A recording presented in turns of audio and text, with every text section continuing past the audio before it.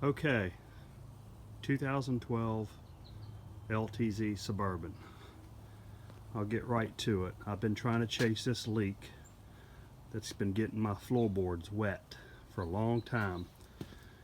I've taken the pillar apart, and there's other YouTube videos about that, where you have to take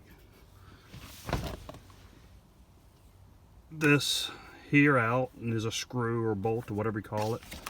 And I remember something up here you had to pop loose. Again, there's a YouTube video about that. And that's what gets to your hose that comes down here. And I have cleaned up everything real good. I don't know if you can see all this. Cleaned it all up, kept pouring water down here. And everything down here was getting wet. And I finally found out, after putting fans down there, drying it all up, then I wedged this piece of stick under here, which is right here by, below the emergency brake. And water still wasn't dripping down, but I felt up underneath this was still saturated and wet. And I was like, well, where's this hose coming out for the sunroof? And I kept looking everywhere. And then I looked, you got to take the access panel off, which snaps off. And I looked in there with a flashlight, and behold, there's this hose right here. This hose now did go through the firewall. I pulled it out like this. This is where your hose penetrates the firewall and the water drips out. Okay, now I'm gonna take you here. I've taken all this stuff off, and the windshield wipers, taking all that off. Again, there's a YouTube video about that. It's not that hard. Anyhow, then I started looking up underneath here, and I cleaned also. I cleaned all that stuff. Can you see it? I cleaned all kinds of gunk and stuff in there. There's another YouTube video out there. It talks about flappers on either side here, which they're there. You see me moving it? So on both sides of the truck, make sure that you get your hand in there, and that's a clean path, okay? Because this is where the water dumps.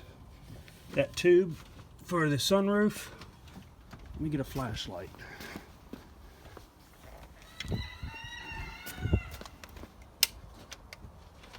Okay. Can you see? Let's see. Okay. See that open hole? Right there? The open hole is where my tube comes out. Everything's all good there, except for this is what I think the problem is water's dumping inside this cavity. And if you look right there, there's a bunch of insulation like stuff. And it's my gut feeling that all that water that keeps on dripping on that insulation there is saturating it so much that it is then just leaking down in there. Because I don't ever find any water that's running down the firewall. It just keeps on saturating it.